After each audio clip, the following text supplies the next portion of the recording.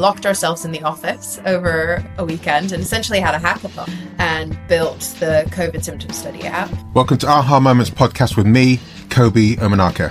And we'd essentially give them Coca-Cola to have at their parties.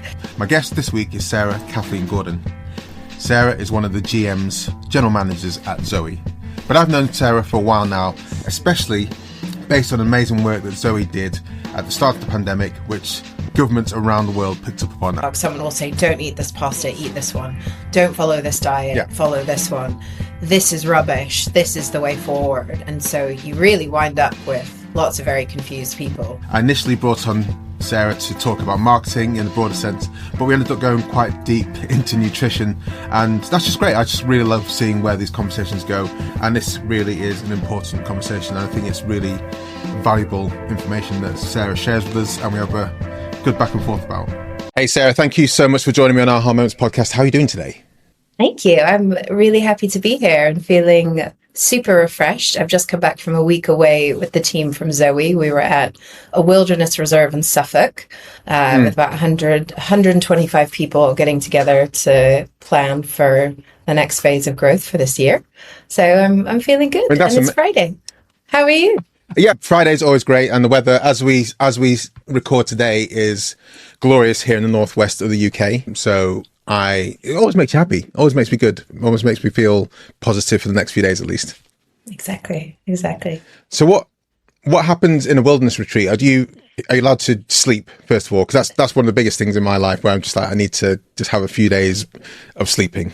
I think the nice thing about working at Zoe is when you are in a science and nutrition company surrounded by people who care about health and wellness, there is some alcohol on a company retreat, but it is it's quite tame in that there's sleep, there's sauna, there's exercise, there's being outdoors, catching some sunshine, talking about the latest science, talking about where we're going. So, but most importantly, I think just spending time together, which is really rare in a remote first company, in my opinion, makes me feel really good about work and brings people together in a way that is really difficult when you have teams in San Francisco, Boston, London, and all over Europe. You know, we've got folks from Paris, Lisbon, Athens flying in. So it's just really good to have that time together to reconnect and recenter ourselves. That's great, because I love working from home a lot, but I do miss that like human connection of just even knowing what kind of tea the person next to me takes. If I'm going to go to the kitchen, do I make a cup of tea for them? What is it that they have? And that's why a lot of these retreats are important, I guess, for the connection again. Yes, exactly. I like a strong builder's tea. I discovered that as my first. I'm American, but my first ever boss in New York was a British woman from London. Yeah. And she asked me to make her a cup of tea. I brought it over to her. She sent it back. She grabbed my arm, walked me into the kitchen. She said, let me show you how to make a proper cup of builder's tea. So it's my first lesson in New York. I love that. I make a podcast with a Twiggy former, supermodel from the 60s. It's called Tea with Twiggy, and she always asks her guests what cup of tea they're drinking right now. And it's always interesting the difference between the Americans and the British guests that they have. The Americans always we like coffee, maybe it's a gin, but the British always have like a really like focused, this isn't the tea I have, an Earl Grey or peppermint or whatever it is. So I'm fascinated that you as an American are on a builder's tea. That's not even. If you said a builder's tea to people in America, they'd be like, "What are you talking about?" They wouldn't know. Yeah. I think this is the nice thing about being a transplant somewhere is you get to discover and enjoy traditions. But I am a loyal PG Tips fan. I am also about to relocate to Dubai. Thankfully, there's Waitrose there, which means that PG Tips will be available. And I take it with oat milk. How do you take your tea? My tea is it's an Earl Grey or Lady Grey, and it's just black, and the tea bag stays in there. Which a lot of people find offensive, but everyone's got their style. Everyone's got their style. Yeah, everyone's unique. That's it. My brother lives in California. When he comes over from the UK, he takes like 1,000 Yorkshire tea bags back with him.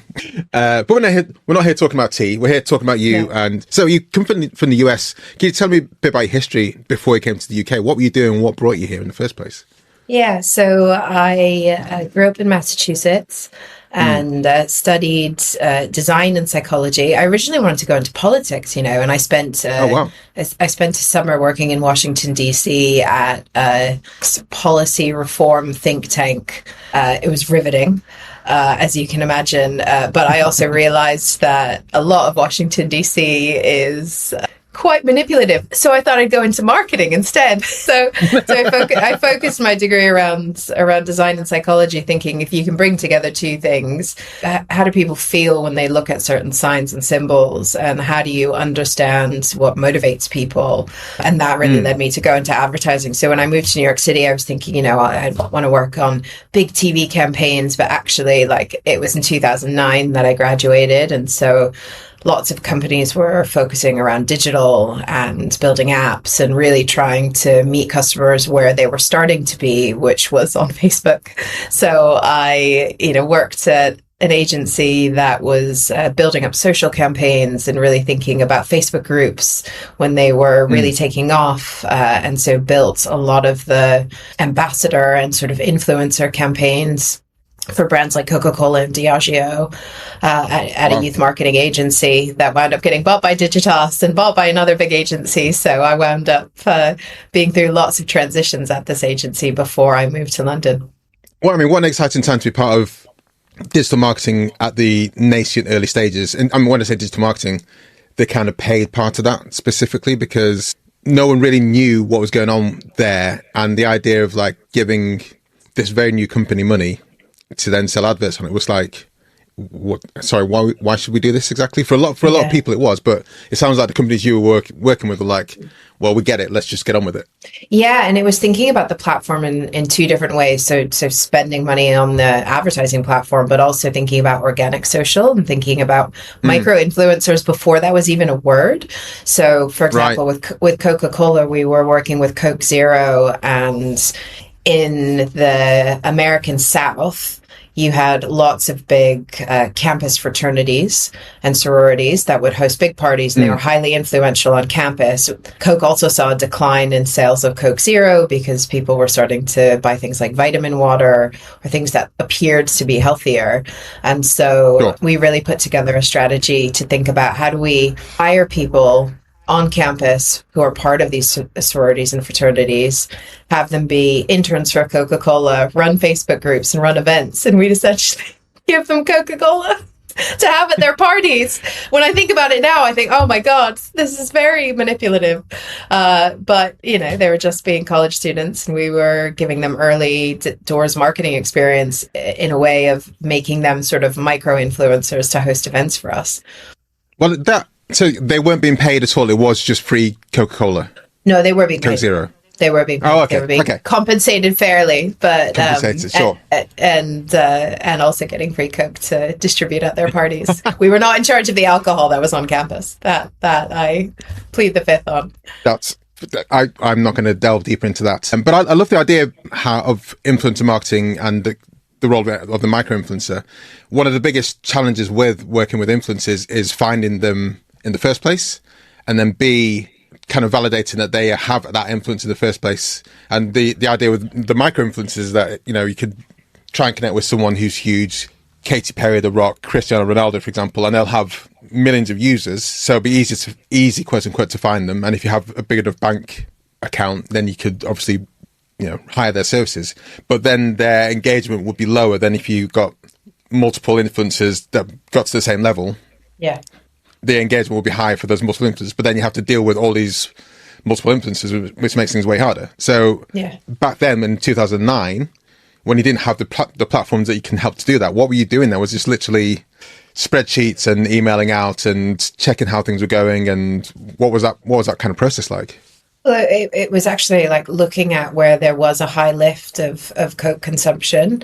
We saw that it was surrounding campuses. And if you think about at the very, when you start to think about, the University of Atlanta, Georgia, for example. Sure. Yeah. Well, that's where Coke is made, isn't it? Yeah, exactly. In Hotlanta. And, you start to think about these influential parties on campus, right? Some of it is stereotypically around sports. It's around sororities and fraternities. It's around the people who hold the power and the influence. And so sometimes it's not the nerds like me. I was on the debate team. But it's really, I think, going back to basics and thinking about who is driving tastes and trends in any environment, right? I think the way that we think about influencers is to go on TikTok and find people. I think there's multiple different routes to finding your circles of influence. And when we think about campaigns, whether it's at Zoe or when I was at Flow or even Bloom and Wild, we'd always come up with a campaign concept, but we think about who's influential in talking about this thing. And it's not always just paying somebody who has millions of followers, as you say. It's about finding the people who can genuinely change people's opinions and influence that change, because, you know, you're dealing with inertia in marketing and you really want to try to get somebody to do something that they might not have done before. Or you're putting something like Coke into an environment where naturally it's consumed anyways. And so you're creating another surface for it to show up. I love the idea, what you said there about people who can, because it obviously goes to the core of the term, people who can influence. And it made me think, I don't know why it made me think differently about the term then, where you said it, but how people can speak about something. It's not about how many people they have, but it's if they live, breathe, bleed the themes that you're talking about, that transmits really well. And if you can give them a platform or allow them to give them some kind of basis, then that might help spread their vision further, attract more people. So you're looking at the potential of people, aren't you? Yes. Rather than necessarily, okay, they've got X amount of followers, that means we can reach 50% of those followers. We're looking at the potential of people, and specifically with a brand like Zoe, we're also looking at their credibility. And do they have if we think about moats from a branding perspective, I like to look at people who could be influential for us, whether it's spokespeople or ambassadors, and understanding what's their moat as a person. What are their credentials? Are they credible? Are they based in science, or are they based in, you know, social media, health halo? And could they be a credible partner for us? So yeah, it's do they have the right influence, but do they have the right credibility to speak to what you want them to speak about, right? And credibility, sometimes it matters. For Zoe, it matters a lot around who we work with. If you're a slightly different brand, like if you're selling razors online, you probably want somebody who has like the most beautiful legs or the most beautiful armpits, right? Like that's the kind of credibility you're looking for. And so the credibility will be different from brand to brand. But I think at Zoe, we're really looking for people who believe in science and believe in our ethos. Sorry, my mind went to someone who's got beautiful armpits. I don't know what kind of brief that is, how you would judge that, but fine.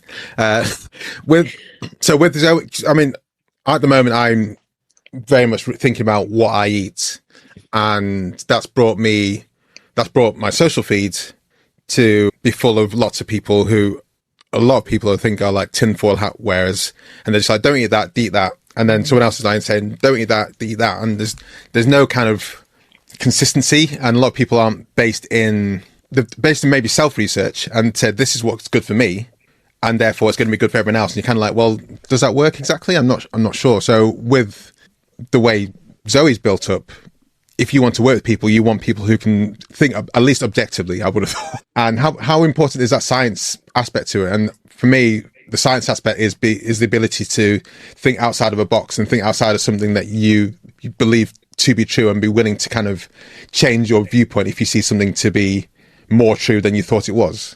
Yeah, no, totally. I think at Zoe, what the challenge that we're up against is that social media has created this culture and world of extremes, right? So if you go on TikTok, someone will say, don't eat this pasta, eat this one. Don't follow this diet, follow this one. This is rubbish. This is the way forward. And so you really wind up with lots of very confused people.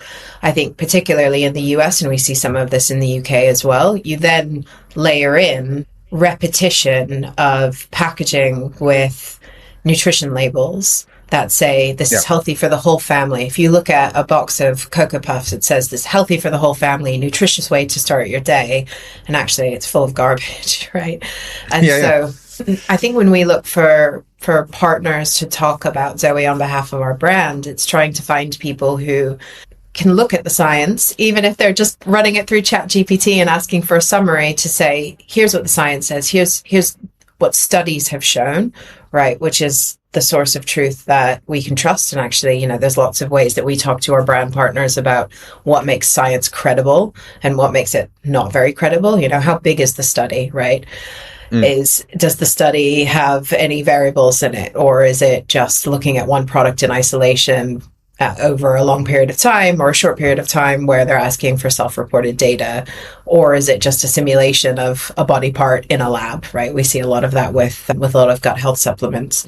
And so being able to at least be balanced is really important, but balance does not always lead to a really good hook.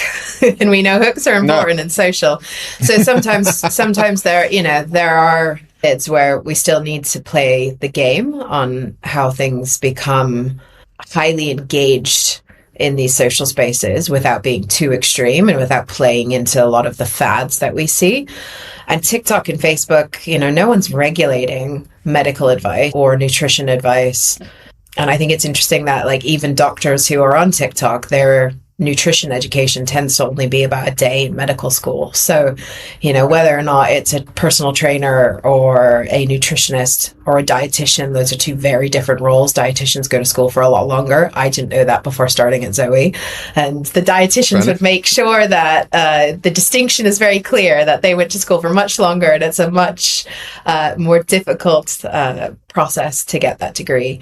And so yeah, it's tricky out there to know what's true and what's not. And so I think the way that we see ourselves at Zoe is, how do we create the tools for people to figure it out for themselves? Which is why, you know, our podcast tends to have really interesting debates and lots of opinions. But sometimes they're opinions on opposite sides of the table, where Tim or Jonathan from the Zoe team or Sarah Berry will talk about seed oils, for example, and somebody might say, actually, we've seen this. But at the end of the episode, we allow people to make decisions for themselves. Yeah, I think you very much need to be able to make that decision for yourself. And I think that's important. And when I've seen some of these extreme influencers and they're saying, you have to be vegan, or no, you have to only eat meat, or you have to only do X. And I'm like, no, because that's not true. It can't be. It might be good for you personally, but I think you have to be able to bend slightly towards someone else's. You have to encourage people to think for themselves within maybe the context you're trying to share. And there's one influencer who, for example, I said to him, I put a comment on his post. I was like, what about people who are allergic to nuts? And he like shut me down. I was like, what are you talking about? You can't legislate for every single person. People are literally, if they eat nuts, they might die. And you're saying everyone should eat nuts. And I'm like, I don't understand where that comes from. But yeah, that's a slight digression. It is tricky because actually the advice that is pretty universal tends to be the unsexy advice. Like, we don't get enough fiber. We're not eating enough vegetables. We're not moving our bodies enough. We're not sleeping enough. And those tend to be things where it's more difficult to cash in and make money, right? And so actually the things that tend to be free are the things that are healthiest for us and the least controversial. Can you tell us a bit more about Zoe for people who don't know who you are? Yeah, so Zoe is a science and nutrition company on a mission to improve the health of millions. So we started off by doing the world's largest nutrition study called Predict One. So we looked at genetically identical twins, gave them the same diets, and looked at their biomarkers. So we looked at things like how they process fats, how they process sugar, and their gut microbiome to understand, like, much does genetics play a role in what we eat and what it does to our body. And actually we found that everyone's really unique. Even genetically identical twins have very different responses to food. If you and I were genetically identical twins and we both had oatmeal and banana for breakfast, you might have a very different response to it than I do.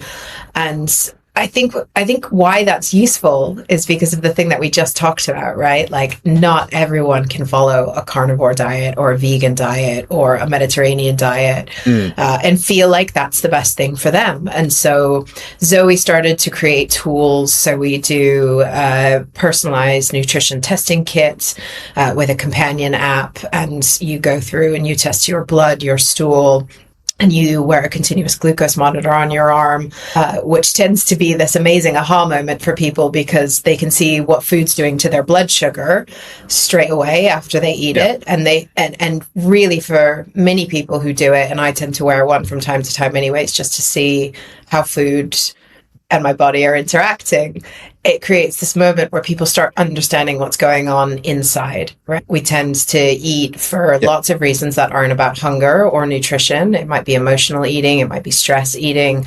It might be just eating for pleasure. And I think without the context of what's happening inside our body, we tend to forget that food plays an incredible role in how well we sleep, how well we perform, our sex life, our relationships, our cognitive health. And so Zoe really aims to create tools for people to understand their body better.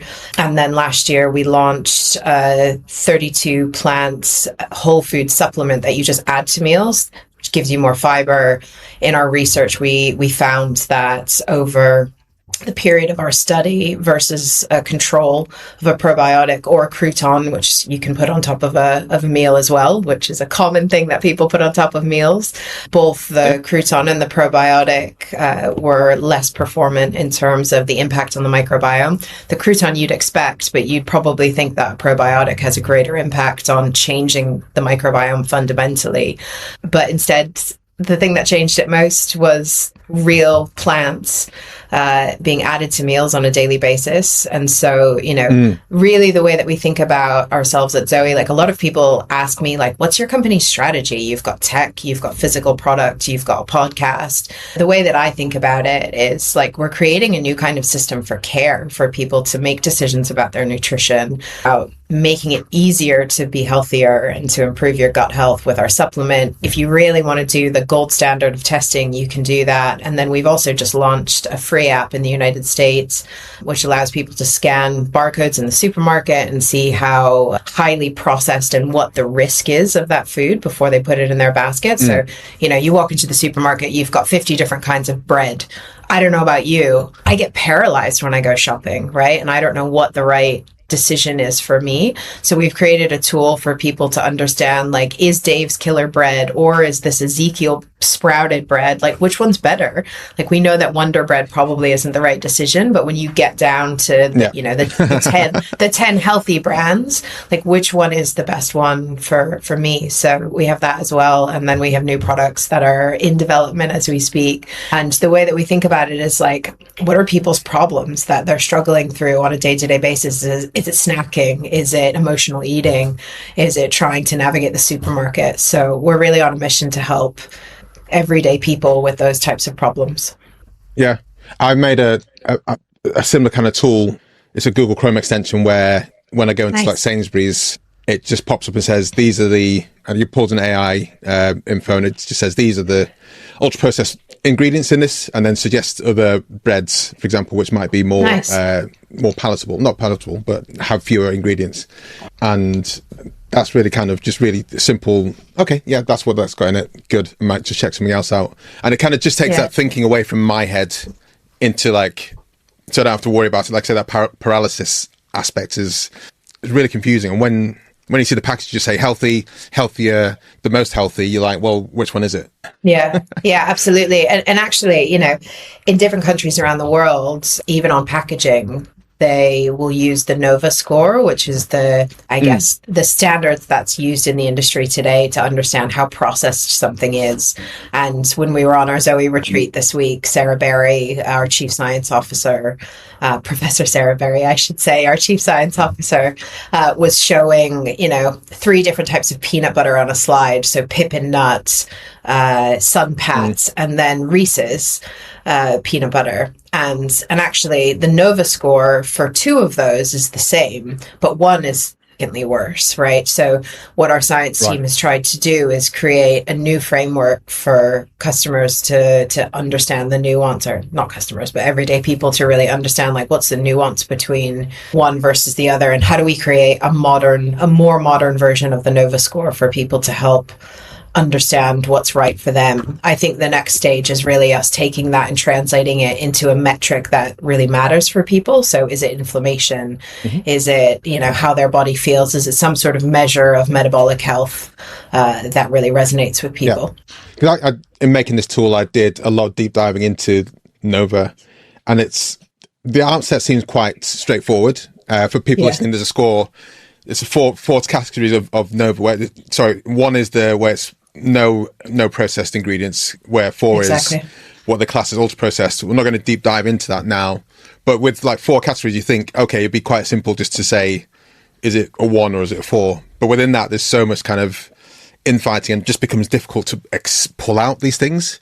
And then going back to bread, for example, bread is water, yeast, and flour in its purest form. But then also adding vitamin C or ascorbic acid is something that is very, very common and doesn't have any negative connotations to it. But some people might look at ascorbic acid, which is vitamin C, and think, no, I don't want it in my bread. But other people think, actually, that's a really nice fortified piece. I'm gonna buy that. And then that's just where it starts to become very complicated just for bread. And then expand that into lasagna. Then it becomes pasta sheets and cereals and exactly. It becomes super complicated. And actually, I think sometimes in our advice, we tend to tell people to look out for certain things that they should have rather than what they shouldn't. I think there's lots of, like on social media, it's like, don't have this. This is terrible for your body. Whereas like in the bread equation, actually, the advice our scientists will give day in and day out is make your own sourdough bread. It's super high in fiber. It's fermented, and if you can't make it, then find a local bakery that's making really good whole grain sourdough, which our bodies, need certain whole grains. And that has a ton of fiber in it. And so, don't overdo it, but you can still enjoy the things that you like. And I think that's really important advice when we live in this world of, extreme sides where you shouldn't have this or you should only have celery juice. Like it's a bit wild, and I think it creates a disordered eating culture, right? It creates a lot of fear. Or on the flip side, people just give up and say, do you know what, screw it, I'm just gonna eat whatever I want and it doesn't matter what it does to my health. Well, I've done that. I've had I'm just gonna have 6 cherry bakewells right now because I can't. I don't even want to think. One thing that does concern, we've gone down the nutrition side a bit with Zoe quite a lot. It wasn't really the intention for this podcast. It was normally about marketing and stuff, but we'll get to that with the aha moments. But with one thing that concerns me about going down this route with nutrition is that it seems like with a lot of life, people who have the money and the ability to do some research will be the ones that benefit the most. So going to your local bakery is something that my wife and I have been doing a lot more recently, but I'm also very aware that the price of a loaf of bread there is like twice the price as it would be in the supermarket just down the road. And I feel I'd love it to be more egalitarian, to say everyone should be able to get something they can buy for the same price. Or even like the sourdough bread, like making it at home takes time. Sounds hard, isn't that hard? But also it is like, I'm not going to do that. I've got no perception of how to do this, and it stops people doing that. So I'm definitely interested in what Zoe's doing, trying to help kind of refactor people who may feel that they are excluded because they haven't got the financial backing or the intelligence or experience to be able to do those things. Yeah, absolutely. And that's why we've made our free app free. We've made it free in the US first. Yeah. It will come to the UK in due course, but I think the US is a much bigger market, much more problematic food market. Food deserts exist properly. I was in Los Angeles. They do exist in the UK, but I think more so in the United States just because of how big the country is. I was in Los Angeles for a health food conference called Expo West in March. And I got to, so it's in Anaheim, California, which is also famously where Disneyland is. And I got to these apartments, like short stay apartments. And there's tons of families around going to Disneyland. There's also tons of people who are at this health food conference. And I go downstairs to what is called the grocery store in the short stay apartments.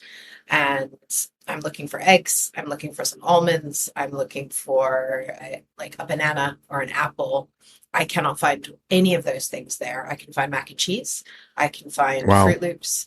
I can find Pop-Tarts. I can find Starbucks grande coffee with vanilla syrup. But, you know, even in California, in Los Angeles, next to the world's biggest health food conference, I'm sitting there thinking, how do parents go downstairs and just make their kids scrambled eggs? You know, something that's like actually pretty affordable. It's just like the food is not there, right? And I think that's driven by really big food companies monopolizing shelf space to get more ultra processed, long life food into these places. And it's the reason why we've made the app free in the US. It's the reason why we've made our podcasts free. You know, we don't even put ads on it, because I think democratizing information in a world where TikTok has globalized the world a lot faster and has, you know, as much as there's bad information on TikTok, I think there's actually a lot of really amazing information on TikTok. So how we bring that type of information and deliver it in a way that people actually want to watch. Because, like, I don't know if you've been to science conferences, I have with Zoe, like, scientists tend to not make this information very sexy. And I think that we're pretty unique at Zoe in that, like, we've got amazing scientists who can communicate well, and a team of great marketeers who help them on that journey. I love it. I want to talk to you forever, and I will catch up with you on a few points, but I want to go to the 3 questions, the aha moment questions. This podcast is called Aha Moments, after all. So the first question is, in a product or service that you've worked with, could be your agency background, could be Zoe, could be Flow. We didn't even get a chance to talk about Flow, man. No, we'll talk about what Flow. You guys did over the pandemic. With, like, honestly, in terms of data gathering. So I really want to be like, I do want to talk about it because it was like phenomenal. At the time of the pandemic starting, so much disinformation around what was happening with the virus. And Zoe, you guys took on the platform to say, we have a load of people who can just give us information, and then we can filter that information and send it back, more so than National Health Services in the UK, across the world. And when you guys did that, I was just like, I didn't even know who Zoe was at that time, but I was just like, this is exactly what we need. That, like I said, democratization of information, sharing it. And then the NHS started using information from Zoe, and things like the loss of smell. I think that came from you guys, people reporting symptoms in Zoe first. That to me is like absolutely fucking mind blowing, right? And I still think about it every day. Like, it's just astonishing. It was wild. And people think that we were a non-profit that's turned into a commercial company. But actually, in 2019, when I joined Zoe from Bloom and Wild, our mission was to launch this nutrition product and actually launch it in the US first. And I remember I was at Heathrow. I was about to get on a plane to go to the US to film some testimonials for our early Zoe customers in California and Boston. And one of the founders phoned me up and he said, don't go. He's like, they're going to close the border and you're going to be stuck in the US without any healthcare. And like, COVID is going to be really big. So I came back to the office, and, you know, this is when we were like 35 people in a tiny office in Waterloo. And the founders were very fired up about the fact that the government's not doing anything. And as incredibly bold founders do, they said, let's find a solution. Let's take our nutrition tracking software and let's build an app for COVID-19. And so we locked ourselves in the office over a weekend and essentially had a hackathon and built the COVID symptom study app. And on the Monday we launched it. I was on the phone to journalists, to Mike Butcher at TechCrunch, to all these people. We launched the app. After a week, we had about 2.5 million people logging their symptoms every day. Wow. And like, if someone doesn't understand what product market fit is, we were shitting ourselves, because that was product market fit. And then we said, oh my God, we have to keep maintaining this app, and we have to come out with content. And actually, you know, the most amazing thing about that experience was that we built something that allowed people to stay connected in a very strange way. We built something that gave people this feeling of being part of something greater. It was just with a simple question. And so we'll talk about this as well for Flow, is how do you feel today? right? So we focused on the user. People are inherently wanting to talk about themselves. We collected all the symptom data. We published science around it that went all the way up to the World Health Organization. As you said, loss of taste and smell became one of the pivotal symptoms. People were sending us pictures of their skin rashes. So we created a database with the UK Dermatological Association for dermatologists to be able to understand which rashes looked like they were associated with COVID. And we were doing like really crappy webinars out of my like office in South London with all these amazing scientists who were looking at the data that people had opted into to share with us, completely anonymized. And you know, the BBC had asked for a pipeline for this information. The government initially said, no, we don't need your data. We're building our own app. Thank you very much. Eventually, before the Isle of Wight's, I guess, launch of their app, I got a phone call late at night from someone from Number 10 saying, about that data, do you think you could share something with us? And so, you know, we eventually did start working with the government to help them figure out, like, where is the virus spreading and how do we manage it? And how do we get the UK back what it once was? Obviously, we had a lot of like deaths and a lot of people are still experiencing long COVID. We still have people using the app today. But I think it comes back to this question that I talk about with any brand that I work with is people are inherently focused on themselves. So starting with, how do you feel, right? Tell me about you. And that was something that, that Flow does really well, you know, in thinking about people engage with brands that help them make progress. And I would say, as much as I am a brand person, people don't fall in love with your brand until you give them value and until you help them make some sort of progress in their own personal journey. And so whether it's a COVID app or whether it's Flow, where we're asking them how they feel today, right? Do you feel tired? Do you have a migraine? Do you have a high sex drive? Do you have a low sex drive? What's going to make progress in your relationship, in your life? And that's the thing that people care about moving the needle on. Amazing. So with the first aha moment, you said you want to talk about Flow.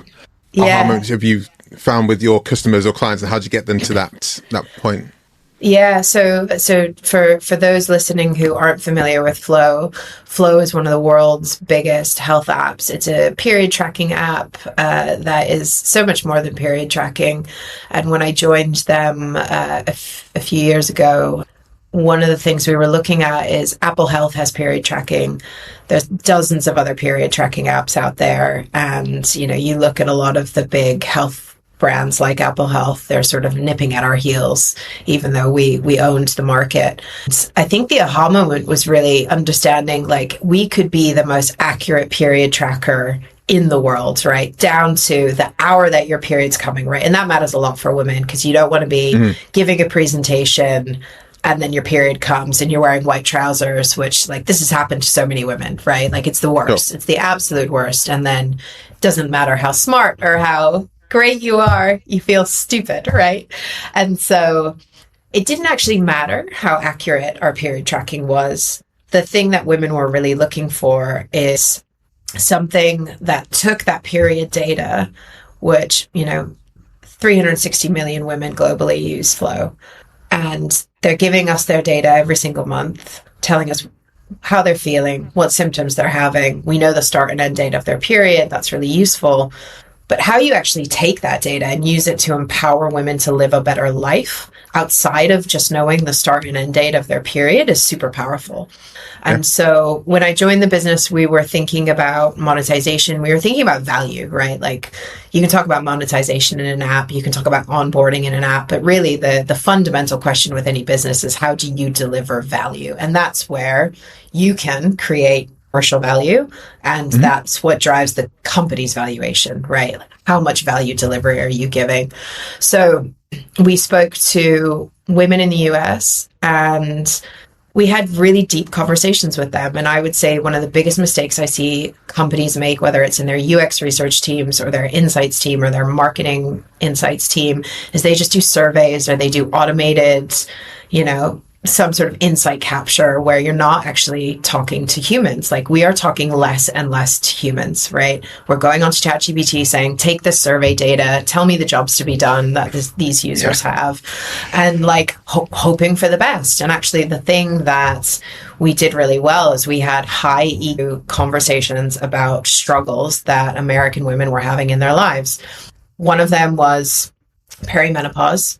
All the symptoms around that, super complicated, very under-researched. The second one was sex life. You know, we found that the majority of women really hated their sex life, and they also didn't understand their sex drive. So there's two forces, right? Like, their partner's pulling them to have more intimacy, but they also don't understand how their body works around their own sex drive and what factors play a role in being really horny or not being horny. And actually period data, cycle data, and symptom data could give us a really great picture around that. And so by having conversations and talking to real people, the business had its own aha moment that actually we needed to start talking about things that were taboo. We needed to start thinking about how do we empower users with our data, not just give them the logic brain. Let's give them better tracking, right? Let's give them more accurate tracking, which was the hypothesis in the company. Like, let's talk about our accuracy. Actually, accuracy means nothing when you have to bring people on an emotional journey with a brand to really help them make progress somehow. So for us, it was really leaning into lust. It was leaning into human connection. And that is so much more powerful than just leaning into something that's very, very much based in logic. And so, you know, I think if you're a founder listening to this, or you're a marketing director listening to this, like, don't be afraid to have conversations with real people and ask them hard questions. Don't ask them leading questions. Ask them hard questions around where are they struggling? Like, what sucks in their life? What's great in their life? And ask the whys around, you know, how do they feel? How does it impact their day to day? How does it impact their relationships? I think a lot of people refrain from asking these questions because they might feel inappropriate. I think as an American in the UK, I never feel like it's inappropriate to ask these questions. So that's my unfair advantage. But I think doing the deep dive is super important to understand, like, what do people care about? Because fundamentally, founders tend to care about their own ideas. I love it. That's so much to unpack and take away. I do have to go to the next question, though, which is for yourself, a product or service that you found, an aha moment you've had in a product or service that you buy into, and what was it? So I actually like tried Zoe before I joined, and so, like, for me, that was a bit of an aha moment. I think I'd never really been happy with my weight or with my fitness level. I always felt tired. I always felt hungry. And by going through Zoe and actually starting to like look at some of the real-time data that I got through the program, I had all these unlocks of, well, shit, I'm like eating food that's not great for me. And so it really overhauled my diet. And then once I felt comfortable with my diet and lost a little bit of weight, I felt comfortable enough to then go exercise. Because, you know, people tend to do this thing where like they get ready to go to the gym. Like, before you get a personal trainer, you have to train enough so that you don't feel stupid with a PT. But I would say that was definitely one of them. That might lead into, the last question is about personal aha moments or life hacks. Is there anything that you'd like to share with the people listening? Yeah, I think make yourself really uncomfortable at least once a year. Explain. At least once a year. Okay. Do really uncomfortable things. I think as humans, we tend to do the things that feel comfortable and feel safe. I think the only way that you can have growth is through doing things that are difficult and uncomfortable. When I moved to the UK, I did not know one soul. It was difficult and it was uncomfortable. It was one of the best decisions I've ever made. I'm about to move country again, and to a country I have never been to in my entire life. And I am terrified, but it's going to really help me grow. And so, you know, taking this role on at Zoe, shifting from a marketing role into a much more commercial role, for me was really scary, but I have learned so much. And I think we often forget how much we can adapt and how much we do know when we go into, maybe it's a different role at work, maybe it's a new relationship. But I think like having really hard conversations and setting expectations tends to be really useful. And I'll give you an example. And I think this can be part of the aha moment. So I recently got engaged, and I've been married before. Thank you. Been married before. So I've gone through the hard thing of going through a divorce. I never thought I'd get engaged again. And the person who I'm with sent me this book a few months ago called Couples That Work. And it's about dual career couples. It's written by a Harvard Business School professor. And one of the exercises in the book is where you sit down separately and you write your values, your boundaries, and your fears. And doing that exercise on your own is really scary. I'd recommend that anyone does it, whether you're partnered or not. I think it's actually also a really useful exercise to do with your boss or with somebody that you're managing, or if you want to manage up, doing it with your manager. But we separately did that exercise where we listed out what the things that we value in life, the things that we're absolutely terrified of, and then like the things that are hard no's for us as a couple or as an individual, sorry. And then we came together and we looked at each other's values, fears, and boundaries, and we talked through that over the course of probably 3 days. We were in Paris for a long weekend, and we just walked to the city and we talked about all of those individual things. And what that helped us do is understand the why, right? Because I think a lot of people, whether it's at work or at home, talk about these values, fears, and boundaries, but don't talk about what's driving that. And I think like, whether it's my flow example or my Zoe example, like all of this is about understanding what motivates someone and what makes them tick, and what's really like driving the decisions they make on a day-to-day basis. So I think like for me, that exercise was an aha moment that I think is incredibly valuable. We did it 3 months ago because we're about to move country together because he's starting a new job. We're doing it again because we have a whole new set of fears and boundaries and things that we need to talk about, what we value and what we don't value in the inflection point in our lives now. So I think like that, it's a great book. It's called Couples That Work. Doing that exercise, I think, is super important, whether you're partnered or whether you're in a friendship that's really meaningful or a relationship with your boss. I'm excited for you. And I went through something. I left UK and lived in Norway for 3 years. Oh, wow. A lot of people there were like, why are you doing this? I was like, what do you mean? Yeah. But I needed to have a change in my career at the time, still for the same industry, but moved to Norway. So one tip I'd give to you, and I've got friends who live in Dubai now, and there's a slight distinction between the guys the guys are there. I'd say learn some Arabic. You don't need to be obviously fluent in it, but just try and get involved in the language a bit and just be ingrained a bit more and not be like the typical expat.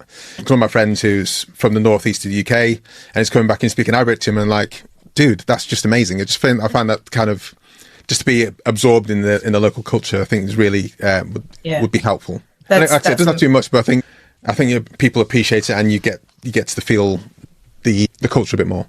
Yeah, that's amazing advice. And I think it's so important. I think like moving, whether it's like you moving to Norway or me moving to Dubai, like I see travel and changing where you are in the world as a way to expand how you see the world and how you understand people, right? I think my friends who are extremely well-traveled have a very different view and way that they empathize with other humans rather than, I have some of my family and friends who've never left the US.